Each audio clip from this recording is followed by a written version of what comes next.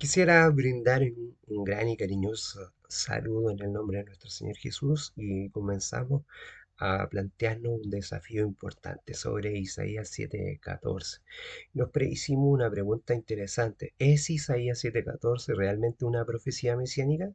Y es lo que estamos mirando. Para ello quiero invitarte a que tú hagas un estudio personal del capítulo 7 de manera completa. Ya hemos citado algunos otros pasajes importantes en la primera reflexión que tuvimos. En Isaías 7 del capítulo del versículo 3 en adelante se ven varios elementos importantes. Cuando Dios envía a Isaías a hablar con el rey Acaz, Dios le dice a Isaías algunas cosas importantes, que lleva a su hijo Sear Jasub. La Biblia dice específicamente que los hijos de Isaías son señales de Jehová para Israel. El capítulo 8, verso 18, nos da un mensaje interesante que te invito a que puedas leer. En esta oportunidad puedes leer el capítulo, así como leíste el capítulo 7, puedes leer el capítulo 8. En el siguiente capítulo, que es el capítulo 8, del que te estoy invitando a que puedas leer, en, se nos dice que Isaías nombra a otro de sus hijos como una señal profética entre los versos 3 al 5 del capítulo 8. El hecho de que a Isaías se le dijera que nombrara a un hijo específico no es un accidente, es parte de tu mensaje, es parte del mensaje que podemos señalar. El nombre del niño Shear Hashub, que significa un remanente, será el que regresará. La conversión de la conversación de Isaías con el rey trata sobre un Dios protegiendo a Judá. Pero debajo de este tema había algo más importante, una promesa de que un remanente iba a regresar. Pero regresar hacia dónde? Eso es lo interesante. ¿Regresar a qué? ¿Regresar por qué? No solamente de una mirada del exilio, por supuesto, sino que hay una mayor profundidad acerca de este punto. Todo el libro de Isaías trata del exilio venidero, ¿cierto? Y la promesa del regreso y la restauración. Sin embargo, esto no era la preocupación del rey Acaz.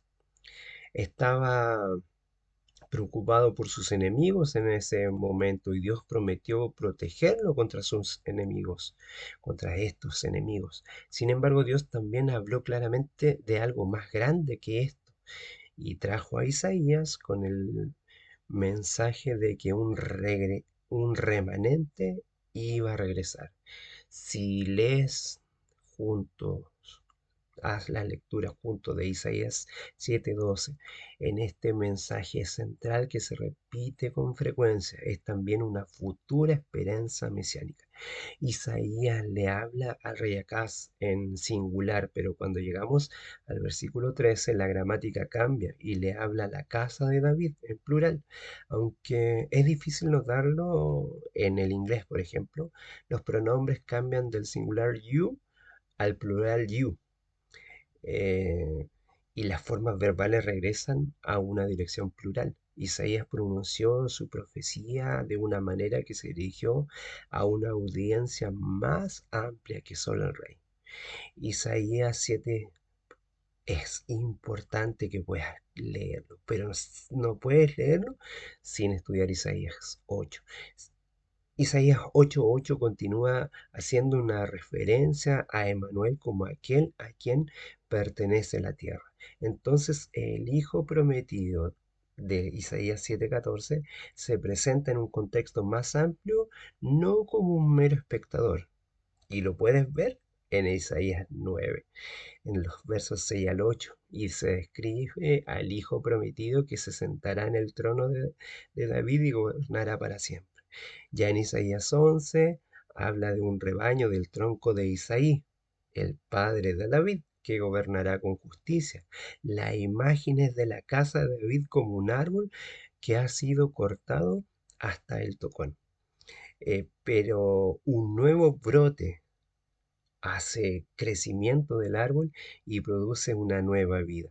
Es un cuadro de la restauración futura a través de un nuevo rey davídico.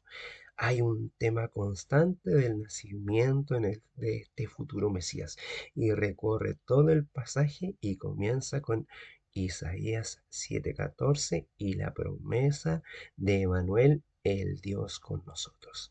Bueno, queremos dejar esta invitación para seguir profundizando aún más este tema. Un último punto que me gustaría centrar es que la inclusión de esta historia en el libro de Isaías muestra que contenía un mensaje para los lectores posteriores, eso es claro, y no solamente para el rey Acaz. Probablemente hubo un niño nacido en los días de Acaz que le sirvió de señal en esta situación, porque siempre hay algo que se revela en la situación y luego algo escatológico.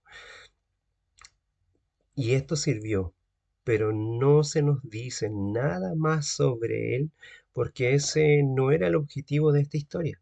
Isaías contó esta historia para señalar un mensaje mayor para sus lectores, el mensaje de juicio y la promesa de la restauración.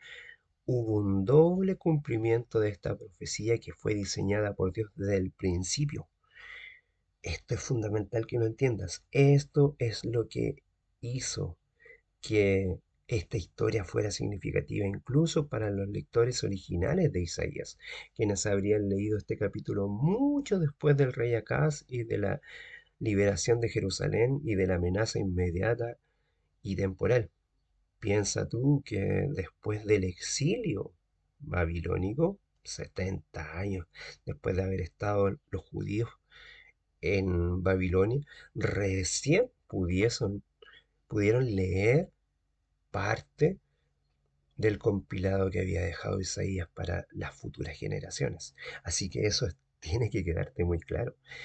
Esto es muy fundamental. Quienes pudieron y habrán leído este capítulo mucho después del rey Acaz y de la liberación de Jerusalén, de la amenaza. Estas profecías de Isaías trataban sobre el exilio, ¿cierto? Y de la posterioridad, esperanza, de la postrera esperanza de restauración bajo el Mesías. Esto es claro que lo puedas entender. Isaías incluye la historia porque contenía este mensaje, aunque el rey Acaz no tenía idea de lo que estaba recibiendo. Vamos a seguir profundizando sobre este tema, pero en estos dos primeros capítulos estamos introduciéndonos acerca de esto. Así que queda la invitación para que sigamos mirando un poco más esta pregunta y sea una respuesta contundente de nosotros como cristianos para aquellos que ponen en cuestión o ponen en cuestionamiento lo que el Señor quiere revelarnos. Que el Señor te bendiga grandemente. Gracias, gracia y paz.